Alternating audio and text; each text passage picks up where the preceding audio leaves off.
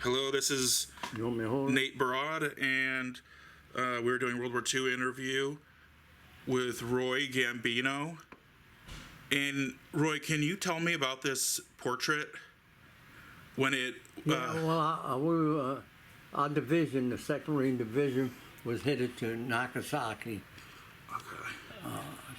Let me just. and I was aboard ship, and I was walking around the deck, and one of the Marines come out, just happened to grab me. He said, "Marine, come here." He said, "Can I draw a picture of you?" I said, "Yeah, go right ahead." So he went ahead and he drew that, and I took it home with me. Yeah, that's a nice. Yeah, it's 70-some odd years old and still looks good. Yeah. Wait, how old is it? 75. About 76. 76 years old. Okay, and I got a little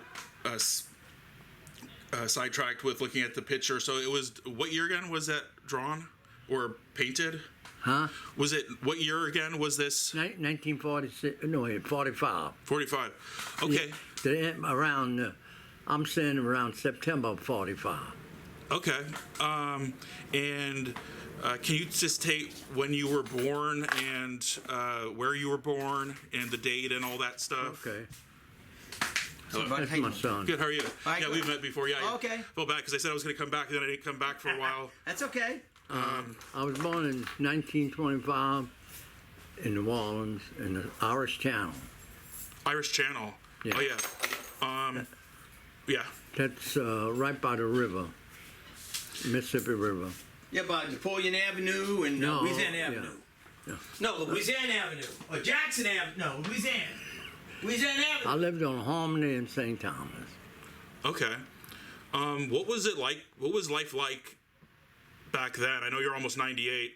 What was it like living in the Deep South at that time compared to now? Let me say this. It was wonderful. Nobody had money, but everybody got along with everybody. Black people, white people in the neighborhood was mixed. We talked to each other. Nobody knew it was black and white.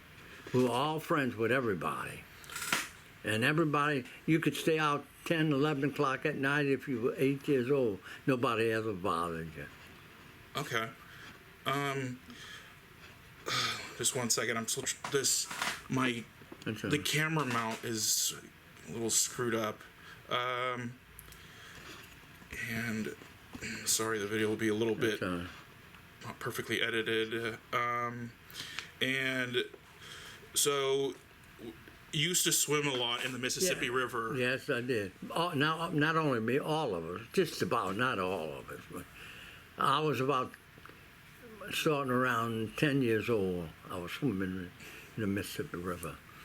And all we did was, we went under the wharf, and they had a ferry that was parked right there. And when that ferry took off, on the side of the paddle wheel, they had a iron bar, was so big, and we used to hold on to that and ride out about 2 or 3 blocks and take the waves right back into where we started. Okay. And can you just tell me, what were your favorite movies growing up? When you talk about, what did you, so Gone with the Wind was your favorite film. Well, I was a little older then, you know. Sorry, this dang camera thing is all, the mount is broken. Trouble back then, all they had was, you couldn't get in a movie, it cost you a nickel. We didn't have the money. Yeah. So we used to see sideshows and stuff, you know. But when I was around 13 or 14, that's when I saw Gone with the Wind, you know. Yeah, and so everyone was poor growing up in the 1925. But wait, wasn't the Great Depression was it because of the Great Depression? Yes, it was. The Depression was on until really when the war broke out, 1941. Yeah. And I'll tell you what, the whole neighborhood, nobody had a job. My daddy had a job for the bakery, working in a bakery. Yeah. And he made $1.75 a week. He gave me 2 cents a week allowance. With that 2 cents, I got one snowball, a token, and go back and get another snowball. Or one bar of candy, a token, and get another. So I got 2 bars of candy and 2 snowballs for 2 cents. And I was the only kid in the whole neighborhood that could get to that. Yeah. And then my daddy used to bring stale bread home, and this is part my wife used to say you shouldn't say. About 4 or 5 of us, 6 of us, we used to have a wagon and a tub in a wagon, and Yeah. we'd go on the river, and they had beans and rice and different things in the bags, and we used to cut the bags and catch it and fill the tub up. And the detective used to holler, "Get out of here!" And we used to run, but we come to find out later he was letting us do that before he hollered at us. So we used to go in the neighborhood and go down and give each people. The ladies used to come out with a bucket like this, and we'd fill their buckets up, and that's how they lived all the time. Okay. You have. I like that you have like a southern dialect when you speak, and it seems like today so many people you can't quite hear it anymore. And I'm just wondering. Well, New Orleans had more of a Brooklyn accent. Yeah, I think. Have you heard that it came from? It was because a lot of nuns from New York came to help raise the children in Louisiana, and they brought the accent with. So they taught everyone growing up was taught English with the Brooklyn accent, New York accent. Yeah. I heard that. I don't know if that's fully true. Yeah, that's true. Oh, it is true? Yeah, it's true. Okay. And I was just like wondering, you know how you were saying that, you know, everybody got along well and everything. You know, this has nothing to do with the World War II interview that we're doing, but I was just thinking, just so I don't forget it, you know, like the Civil War statues around of, you know, Robert E. Lee and Beauregard and... Yeah, I was mad when they tore them down, yeah. Yeah. It's like it's such a sensitive issue. How did people feel about it back then in the 1920s? Oh, they loved it. The statue? Yeah. Oh, everybody loved the statues. We were so used to looking at them, and we thought that was history. Yeah. Yeah. So in the schools they taught us all about the statues when I was going to school. Yeah, I don't know if they quite do that. I didn't go to grade school here in New Orleans, so. But I don't know how it's, you know, it's... I tell you, it was a good school. Okay. It taught us history, geography, spelling, and math. That was the main subjects. Okay. They taught it too. Because, people don't believe it, but when this professor, we call him professor, a man teacher, and then the rest were lady teachers. They couldn't be married and teach at that time. Oh, okay. They had to be single. Anyhow, he taught math, and he taught us how to multiply, like anything from 9 on down, 1 to 9 times any other 3 numbers, like 6, 7, 8 times 7, 5, 4. Yeah. And I used to go, he taught us 5,602. I could do it. Yeah. And I wasn't the only one. A lot of the kids could do it. And I went to high school. And What high school did you go to? S.J. Peters High. Okay. And I only stayed 2 years because I went into service at 16. But anyhow, my first year there, I was a freshman, and they always put the top math on the top. The whole school, I was number 1 in math. Oh, well, that's really cool. It was. And so you left. Did you have what were the dances like at high school in the What? Did you ever go to the dances at the high schools in the 40s? No, I never did. Okay, but was it all big band? Yeah, they had, the first time I started going, I danced was when I went in the Marines. I went to Hollywood and danced with all the girls from all over, the extras that went all over the country, wanted to be movie stars. Yeah. At the Palladium, and they used to all come on weekends, and the big bands used to play there, and we used to dance. Okay. Do you think America was in a better spot back then than it is now? Oh, much better. Yeah, I can't believe how the country has changed a lot. And I look back at like the glitz and glamour of the 40s, even though most people were poor because of the Depression, and it was a very hard life. And I remember one lady I spoke to, she said that the family was so poor they couldn't, because I'd asked her what is her favorite music she listened to on the radio, and she's like, we didn't have a radio, we couldn't afford a radio. Yeah, I tried. We didn't have no phone. We didn't have no electricity. We slept on the floor because we'd have the doors open because it was so hot. So all the people stayed out till 11, 12 o'clock sitting on steps. The whole neighborhood, talking. All right, and so how did you deal with when it was super muggy and hot in the summer? Well, I was a young kid, Yeah, you just, but I don't know how the adults live with it, what I mean? Yeah.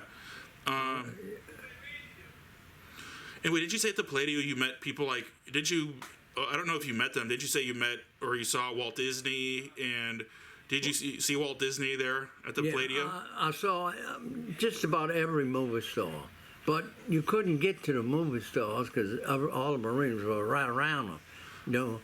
It was hard getting to them. Wait, you could see them, but you couldn't get close sometimes. So there was security guards? Yeah, they had security guards. Wait, did you say they were Marines? Yeah, mostly all Marines. And they were all they guarded? They had some Navy boys, too. And they just stood in front and they guarded all of the celebrities? Yeah, well, only when they weren't dancing, because they danced with a lot of the Marines, the movie stars did. Yeah. And when they went back to stand up, they always had people around that they couldn't get in there, Yeah. You know how stupid they'd be pushing on them, Yeah. Who else did you meet that was famous at these dances? Well, like I said, when I was boxing, I was boxing when I was in the Marine. Yeah, John Wayne, right? John Wayne, yeah. I shook hands with him, and I talked to him a lot, Yeah, because I was wondering what was his... some people have said that he always played a really tough guy in film. Nice and friendly. Nice and friendly. Because I heard a rumor, I don't know if you've heard it, but I remember didn't you ask him why were you not fighting in the war? Well, yeah, he told me that he had some kind of there's something wrong with him. He didn't say what. He said, I tried to volunteer when, what's that other young movie star? I can't think of it. Clark Gable or something? No, it wasn't Clark Gable. It's the one that played in movies right now as the cowboy. I can't think of it. Ronald Reagan? Stewart, Jimmy Stewart. Jimmy Stewart. Okay. When he went in the service, he tried the same time Jimmy Stewart to go in the Marine. I mean, not in the Marine, in the service. Yeah. And they turned him down. That's all he said.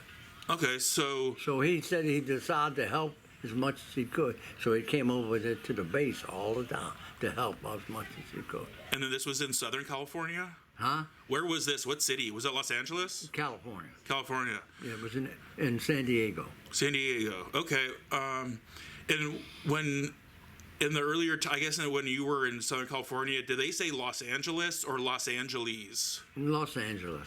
Los Angeles. Okay. But I tell you what, too. I mean, just a story. When I got out of boot camp, all the Marines rushed to the bar. Yeah. They must have had 15 of us. And I went there with them. And they all had beer. When they come to me, I said, I'll have a Coke because I got a headache. But I never did drink. Oh, okay. Never had a drink in my life. And I didn't want to tell them that. Well, after a while, when I got into the Marine Corps, they all grabbed me and pulled beer down my throat. Your throat? Did they know that you said, did you tell them you didn't drink? You never drank? They knew I didn't, I said, the hell, you're a Marine. So about 5 or 6 of them grabbed me and pulled beer down my throat. Okay, and did you drink afterwards? No. Or so that was the one and only time you drank was when they forced it down your throat? That's so weird. I don't like liquor, Yeah. I was just also wondering too, I know we're, everything's about World War II and we're talking about other things. I just want to get like a great overall view of you in the time period. Did you ever watch the movie Song of the South? The Disney movie? Song of the South with Brer Rabbit and Brer Fox and all that? No, okay. Because there's issues with that going around now too, and it's recently it's, a lot of movies and things like that are now being, classics that are being The only criticized. thing And I'm watching cowboy movies. the what? Cowboys. Cowboys. Yeah, John Wayne. Yeah. And all the cowboys. That's all my station is cowboy. Okay. We got Grit. It comes on from early in the morning to midnight. I watch when I'm home. That's all I watch. All right. Did you ever meet Ronald Reagan? No, direct, no. Okay. I mean, I was close to him a couple of times when he was over like at Palladium or something, Okay. Okay, so what happened what was your reaction to Pearl Harbor? Well, I was really feeling bad for it. I couldn't believe it. First of all, let me say this. When they said they attacked Pearl Harbor, we didn't know where Pearl Harbor was. That's how bad we were, Yeah. And everybody was saying the whole neighborhood was out. Some of them had radios and they were hollering and screaming, And so anyhow, after a while, I found out what it was. And I was 16 right then, just made 16. So I told my daddy, I said, I'd like to go in the service. He said, what service? I said, the Marines. He said, no, you can't go. I was about 5'10" and 180 pounds then. And he said, no, son, you're too young. So I kept it up. Well, he finally signed for me, but that was in February of 42. Okay. And it was just a month before I made 17. So they accepted me, but I couldn't go out of town until I was 17, out of the state, I had to wait till I was 17. Okay, and then, so what was your first experience, were you taken by ship to, how did you get from the United States to going out there? We had to, I'll tell you, the ship was the Mount Vernon, I still remember. Mount Vernon. Yeah, that was the ship. It was an English ship. It held about 5,000 Marines, I think. But anyhow, the first place we stopped was, I can't even think of, anyhow. New Zealand. No, before New Zealand. One of the islands? It was an island. It had French. It was a French. Jesus, I can't think. And we stopped there for a week, and then we went to New Zealand, and we were replacements for the boys that hit the canal, Guadalcanal. Yeah. And when they came back from Guadalcanal, they came to New Zealand. So we were replacements to fill up the divisions that they lost. Okay. So we trained in New Zealand for Tarawa. Oh, Tarawa. And that was my first campaign. We went to Tarawa. And so when did do you remember the date where you officially left and entered, left the United States officially, and you're in the war right now? Well, let me say this. It was, I'm guessing now, I know it was around, close to Thanksgiving. Okay. So we hit, like I said, you talking about when I was ready for the first campaign? Yeah. That was first. Well, anyhow, it was the day of things because we hit the date line. We had Thanksgiving one day. The next day they gave us another Thanksgiving. Okay. And that was in November of '43. I can remember that much. Okay. The exact date I don't know. Well, it was around Thanksgiving. That's close enough. Yeah. Oh no. Yeah. It's November. Okay. Do you want to talk about? I know you were saying that there was things that happened in Tarawa that happened, but you're not allowed to talk about it. I was thinking, why not maybe just say what happened and then maybe release this video later on if you're scared? Everybody got killed. That's what it was. Well, in other words, in Tarawa, I was just in one spot near the airport. Yeah. And that's all I can remember. We fought there. I mean, I wasn't wounded or nothing there, but we lost a lot of men, you know. Yeah. I mean, the thing with, remember we were talking about in the past where everyone was landing, but the ships weren't close enough, and people. Well, they don't want me to tell that, so I'm not going to tell it. Okay. Because you'll go to jail, and you need to go to jail when you're No, 97. they told me World War II. You go to jail when you're 97. Yeah, I know, but I can't tell that because they never did tell it in Washington, D.C. They don't want to say what happened because I can't tell you what happened. But I can tell you this. Some of the Marines were drowned. Yeah. Oh, yeah. But if you cut me off, I'll mention it You want to to you. collect some money already? Maybe we'll talk about it at the end. Because I'm just going to upload the whole video how it is, and we'll just talk about it at the end. Because I just want to know so I can write about it later on, but you won't be I bothered. don't want to say that because I have to deny it. If I'll say you lying. I didn't tell you that. They always told me, don't ever say that again. But I know what happened, and they know what happened, and Roosevelt knew what happened, and he wouldn't tell the people. Yeah, I just think it's so weird because it was so long ago. I mean, it was so long ago. I would think that they would. That's right. I think they did, but they had it live for so long that they're not going to tell it. Yeah, I used to have.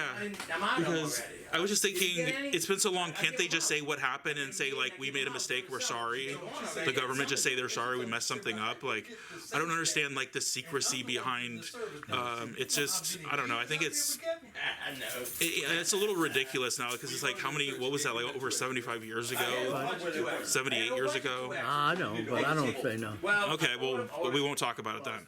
But I remember you did say that you swimming in the Mississippi helped you a lot. Huh? Growing up swimming in the... It's so loud. Yeah. Growing up swimming in the Mississippi helped you a lot. Yeah. As opposed to other people Well, who it didn't helped me a swim. lot because I could have drowned a few times. Yeah. Yeah. When you were younger in the Mississippi, did you ever see cottonmouth snakes? Huh? Did you ever see cottonmouth snakes in the Mississippi? No, this is all eels. Eels? Yeah. Okay. Because I've seen some, Not many of them, no, but I saw a few. Okay. Because I've seen movies and things where they have the cottonmouth snakes in the river all the time, but I was like, where are they? I don't see them. No, I didn't see them. Well, I only swam in that one section right around there. Were you late in the jag on the highway? Louisiana Avenue, where they had the ferry. Yeah. That's what we used to swim all the time. No, I saw her on the side, and I said, Okay. And she's still there. And on the way back, and then so after the encounter with Tarawa. I She can't comes hear here you. all the time. but when I saw the car around the corner, I said, Yeah. Oh, well. and you're trying to get her, what happened? What happened afterwards? Where did you go after Tarawa? That's a We warranty went to she got Tarawa, done. and we came back to Hawaii. So she, Okay. She called me. She did And copy that. She we, has No, copy. that's my copy. We're on a big She called island, me. I Hawaii, said, "Yeah, the warranty and we paid." trained She said, there "Come get your for money." the So next it's okay. campaign. She was happy because she had And warranty. then after we finished training, they brought us the ship, and that's when we hit Saipan. Saipan. Okay. And that's where I got wounded. Where did you get wounded? Right where I saw A you. piece of shrapnel. It wasn't that bad. Piece of shrapnel caused. I didn't even claim it as it's only a piece like that. They hit, but a lot of Marines will claim it just getting, I try to be. But I said, if I sent her home to my mother, I was going, she'd die. She would. That's how nervous she was. So I never did. They offered me one. They told me later, but I said, I don't know what it. Yeah, because wouldn't they send it home to your mom? Huh? If you got the award, they were going to send it straight home to your mom, right? I don't know why they had to do that. Well, they always send a notice that your son was wounded and he's okay, or what. Okay. So what was Saipan like? No, that was tough. That was rough. We were there for 27 days, and it was hot. It was, I'm guessing, 115 in the day, and cold at night. Oh. And it rained and dry, rained, and we never could change clothes. And we just dried off in the clothes and shoes and socks we had for 27 days. So did you have like rashes on your body and Yeah, it was your all- feet hurt and Everything. And once we got aboard ship, even that was salt water. yeah. But we all couldn't wait to take a shower, you know. Yeah. And so was it Saipan? Is Saipan a jungle? An island? Is it a jungle terrain or is it? No, it's mostly mountains. Okay.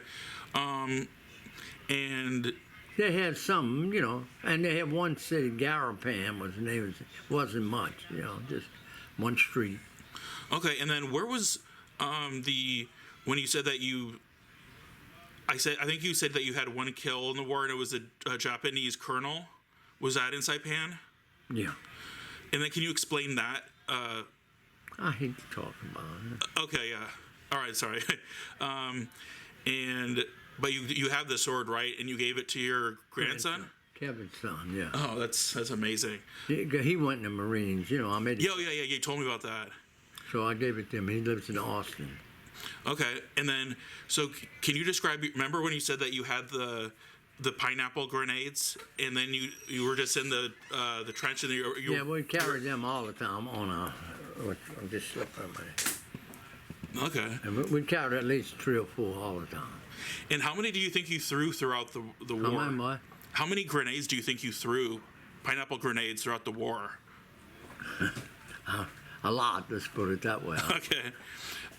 Did you ever get worried that you would hold on to it too long or something? No. Well, you get so used to it, you know, just about. You can almost count like 1, 2, 3, 4. Okay. Wait, how long was the fuse for? About 5 or 6 seconds. Okay. And Sometimes, some of them just last at least 8 seconds. okay. They had it over But I can tell you this too, when we first went in, they gave us World War I rations because they didn't have the food. Put all the tickets together. They didn't have the food? No, we got cans of stew and, Oh, stew. Okay. and something else in the can. And that's what we ate when we first went to serve. So the food was pretty old. From World War I. Why didn't they have They had better? them in a warehouse. They said it's still good. I guess they didn't have, you know, food to feed that many people. You know, Yeah. that's all I could ever think. You know, they wasn't set up long enough. You know, everything was so fast. Yeah. People don't realize. They think I'm answering. And then so what weapons did you use? Well, I'm tired. I had a M1 Garand, and I had a carbine. Okay. And then in the end, when I made sergeant, I carried a 45. Okay. And like, did you have like a weapon that you thought was the best? What do you think was the best weapon that you had? The M1. All right. And then so when you were done with the war, Yeah, are we gonna order food or what? I think I already know the answer. You weren't able to, but could you say, "Can I take my rifle home with me?" Yeah, At the end of the war, could you just say that you wanted to take your rifle home with you? Yeah, they wouldn't let us. They wouldn't let it. Yeah. They didn't let us take the 45, but I took it home. I stuck it under my sea bag, Yeah. and I sent the sea bag home. And I had the 45 at the house. Oh, okay. And then can you tell me the story of? Remember when you were gambling? I don't know what year this was. You but mean when I was in the hospital? I think and you made like $100,000. No, I won 5,000. 5,000. But back then that was. 5,000. Yeah, about $5,600 I say him. and 5 wristwatches. 5 wristwatches. So what game was it? Playing poker or what was the game? What was the card game? Blackjack. Blackjack. And then so when you won all the money that night, you stayed awake in bed and I you had your stayed gun. awake and I stuffed all my pockets and I put newspaper in it. Yeah. Sat up, put 45 on my lap. Yeah. Okay, Dad. Because if I wouldn't, they'd have beat me brains out and took my money. I Yeah. know they would have, you know? Yeah. And then so you didn't you. And then the next day you asked. I went over to the headquarters because I was able to walk, you know, back then, you know. And I asked the captain, I said, Captain, can you send me money home? Oh, yeah, how much you got to give me? When I told him, he said, what? Where the hell did you get all that money? I said, one in the blackjack. So I sent it home to my mother. You had $5,000 back then. 5,600. Oh, that was big money. Yeah, that would have You could buy a house, right? I'll tell you what I did. I paid my mother's house off. They owed it for so long, $600, and I let her. I still have $5,000. And when I bought my first house in 1947, I put $5,000 down and owed $4,000 on it. It cost me $9,000 for the house. Okay. My note was $30 some more dollars a month. Okay. Yeah, that's a great story. That's the good old days. Yeah. And then I remember you said, are you allowed to talk about, I know because it sort of had to deal with what you were not allowed to say, but then I don't think it fully, can you talk about like the tunnels and fighting the Japanese in the tunnels? And you know, I know that there's parts you can't talk about because it's, Well, that you weren't. you could hear them. You mean like on Terrible? You Yeah. could hear them talking. They were so close to you. They were underground, and Yeah. and you could hear them talking. And after we almost secured the Seabees came in there with bulldozers, and they pushed them and closed it up with all those Japs in there. Yeah. They killed them, you know. They And- buried him in the They, tunnel. they had tunnels, you know, Well- all under there. And they're still there today, right? All Probably their bones. so. Yeah, I mean, I why don't would know, they? yeah. All the bones there. They just broke bulldozers and closed each end of it up. Yes. Do they even know? Does Japan know that all of these tunnels? I mean, they must have had military records. They didn't know anything about that. They didn't know about bunkers or nothing back then. That's why we lost so many men. They were shocked because, like I said, when we landed, they bombed the island 25 days with a B-25. Yeah. And then they shelled it for 3 days. And they were shelling as we were going in. And all the Marines were singing. The island was flat. So there ain't nobody on that island. All those boys from the canal said, man, this is a walk-in. Yeah. Well, they didn't kill one Jap. They were all underground. They didn't know that. 5,000 Jap Marines. And when we come up, they slaughtered us. Yeah. That. I guess there was a lot of unknowns. And I know some of the stuff you can't really talk about, but it's, I mean, there were mistakes made and. A lot of mistakes. Yeah. One other thing, we had about 1,200, I'm guessing now, about 1,200 Marines left, and we were waiting for the reserves to come. Yeah. Well, the reserves, I think it was the 8th Marine Regiment, I may be wrong, they put them in the Higgins boats, and then they pulled them back out, and they was leaving us. And lieutenant, we had I don't know who the hell a lieutenant, I was with fellas I didn't even know. Because most of them were killed or wounded. Yeah. And so they just made up squads. So this lieutenant calls in and said, where's our reserve? Oh, we were leaving. We thought you all were dead. Hell no, we're not dead. Send them back. So they put them back in the and they came in and helped. Okay. And It only took us 76 hours to take that whole island. Saipan. No, Tarawa. Tarawa. Okay. Sorry about that. And did you feel like a special connection to the Higgins boats? Because did you know that they were from Louisiana and everything? Yeah, I knew it, yeah. Okay. So did you feel good being in the Higgins boats, being like, yeah, this is where where I'm from home? Yeah. And then also too, you know how they said like when you were younger growing up, did you ever have like I know that they would stuff pillows and everything with the moss from the cypress trees, I heard, or oak trees. It was pretty, I mean, it was always muddy looking, if you want to say that. You know, the Mississippi River you're talking about? No, I'm saying that when you were, I mean, during the war, and I think they used a lot of, that's what I've heard, they used a lot of moss, Spanish moss, to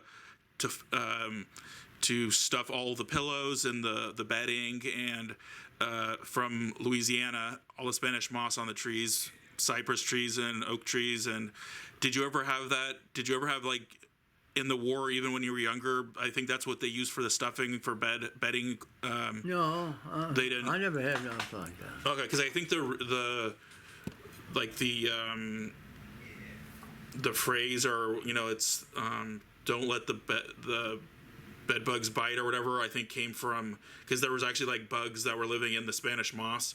Then they would come out and bite people. No, I never did have that. I mean, I never did see anything. Well, I know I've seen it down here, but during the war, and Yeah. I mean, when we slept, well, we just slept out in the open, like on Saipan. If we took a nap, we were in the back lawn, we'd take a short nap, we just lay there right down on the ground. Yeah.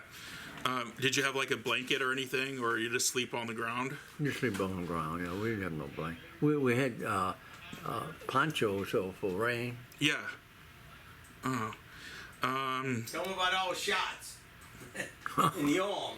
Yeah, well, every island we got 5 or 6 shots with a needle this big. You have to go out and swing your arm because it would go dead. I mean, you wouldn't be able to move it. Wait, they were giving you a shot every hour? No, every time they give them all at once. Every time we go to a new island. Oh, okay. We got shots for whatever it was. It was at least 4 or 5 needles, and all the Marines used to go out and swing their arms. That's what they told us to do, because if it didn't, your arm would go stiff on it. Oh, I don't know what it was for, but it was for all the sicknesses on those islands, I guess. Yeah, because I've heard about all the different bugs and insects and just different viruses that could be spread. I talked to another veteran actually about it, and he got the sickness. He got sick from like the mosquitoes. Malaria. Yeah, I think so. I think he got that. A lot of guys got malaria. I did, but I got dengue fever. It's the same thing, but it goes away. When you leave the island, malaria stays with you just about forever. Okay. For dengue fever, you get the fevers up to 110, 108, and you really feel bad, but then after you get healed, it goes away. Okay. But malaria don't, Yeah. at the time.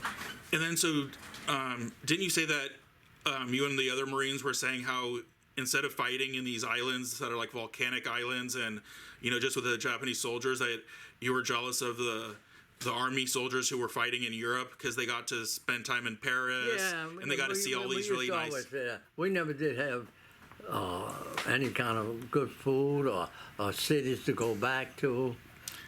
Always, and we didn't come home. We just stayed there. We never did come home like they do now. You make a trip. I stayed there for, I'm guessing, 3.5 years.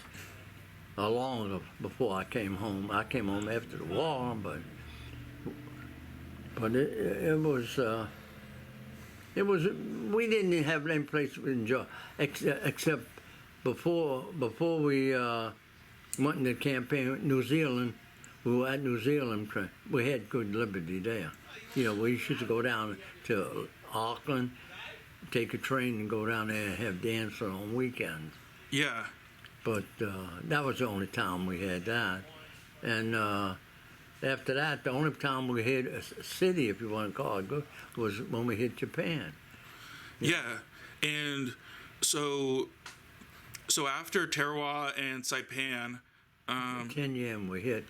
Tinian? Yeah, that was about I'm going to say half a mile or a mile from the other island. That's where the B-29s left from that bombed.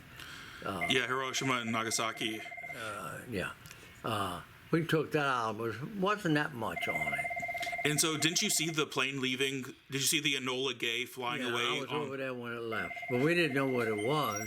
Oh, you just thought it was... We knew the plane was going to Japan, but we didn't know what it was. And so you saw the... did you see like the letters on the side saying Enola Gay with the painting? Yeah, I know it was Enola Gay, yeah. Okay, so your thoughts were just you didn't know what it was carrying, right? No. Yeah. They thought they were carrying bombs to bomb Japan. Yeah. You walked through Hiroshima too.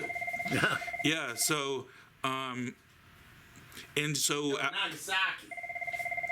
And then, so after Tinian, did you do any fighting on Tinian? Yeah, some fighting, but there's only about 2,000 Japs on the island. Okay. And it didn't take us long, to secure. Okay, and so after Tinian, we hit Okinawa. Okay, so then you landed in Okinawa? Well, let me say this. I don't know if we can call that landing. What happened was we didn't go into. We stayed in the harbor, and we got bombed with kamikazes. Yeah. And I company got blown up in the LSD. We got one hit us part of, but it just rocked us back and forth. But the boys on the I Company, they died.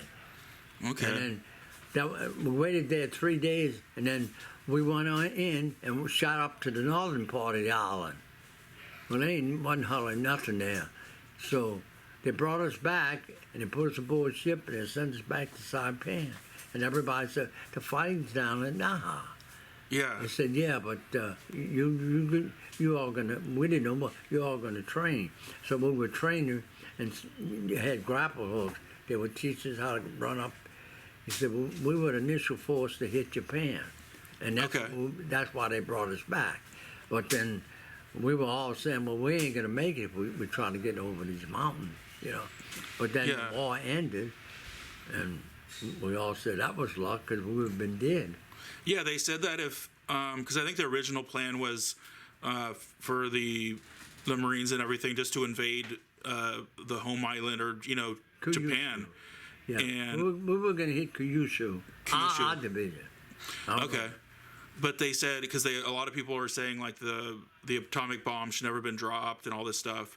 But then there's also the other side that says, well, if they didn't drop the bombs, we probably would have lost like 1 million American soldiers fighting all throughout Japan. They were well trained, and well fortified. And they're fanatical too. I wouldn't have made it. Nobody would. Yeah. So I guess I understand that side completely, and also too because they said that I think even after the first atomic bomb, the military leadership was still thinking, you know, they only have one bomb. They're not going to drop another. Like we don't. They wouldn't surrender. Yeah, they weren't. They were still not surrendering. And then once the second bomb was dropped, that completely changed things. In addition to Russia, then attacked Japan too. So they were thinking that they were going to have some like secret peace treaty with Russia. But then when Russia attacked and they dropped a second bomb, they just said, okay, we need to surrender. Right. Then the so emperor they surrendered. Yeah. And then so you walked through. So after they surrendered, you got to go to Japan. One day, when we went to they said you couldn't get in there for 30 years until radiation went out. That's what they always said, you know. Yeah. Well, they dropped in August, I think, and we went in September on Kyushu. That's where Nagasaki was. So we were there for 2 or 3 days. Then they told us we were going to Sasebo, Japan. That's the naval base. So we walked 10.5 miles in the section right through Nagasaki to get aboard ship. And all the Marines were saying, Captain, we're going to die. We're going to die with this. He said, you were going to die when you put the uniform on. Shut up. I still remember. So he said that once you put the uniform on, He said, you were going to die when you put that uniform on. He said so. That's sort of weird. And it's strange that they made you march. Said that. The captain said that. Yeah, that's strange because I don't think at the time they quite knew all of they didn't know all the radiation stuff, but they were still studying it, and they knew that they're, you know, and you're saying radiation. If you guys were knowing that, I don't know why they would make you march right through the radiation. We did, though. Yeah, and then so you made a joke that people have asked your secrets to living so long, and that you're, you know, going to be 98 soon, and that it was because you were radiated in Japan. So that's the radiation that helped you stay alive. That's why I tell everybody. That's why I'm still living. Yeah, that's I got radiated. Heart failure. I can hardly move. You know, I don't sleep good or nothing. You know, in fact, I don't do nothing. Like I said. And well, yeah, I'm sorry that you've had all these. Let me say this. I hate to say it. I'm just depressed all the time. I really am. You know, I can't do nothing like I did before, and I can't find any friends that's my age so I can talk to them. Yeah.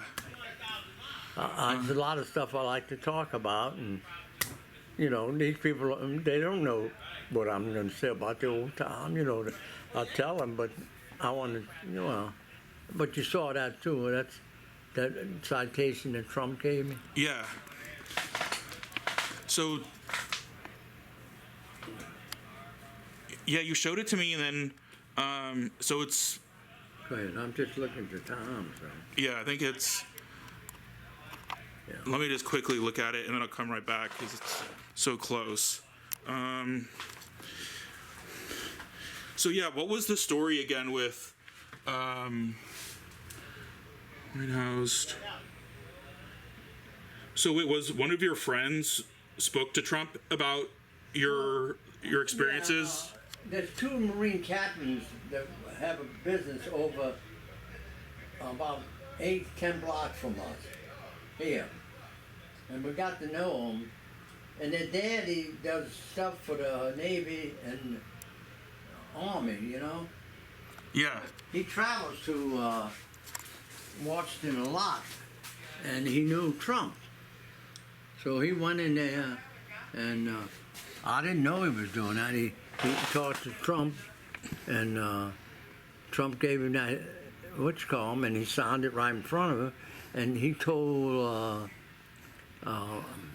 what the hell's his name now? Anyhow, he told this man that to bring me up there, he wants to meet me.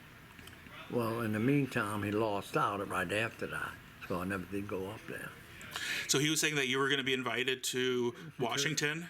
To Washington, to see the president. Oh, that would have been really cool. So he signed that in front of... In front of that man. He signed it. That's it. He said, "I ain't no stamp. That's his signature." He signed.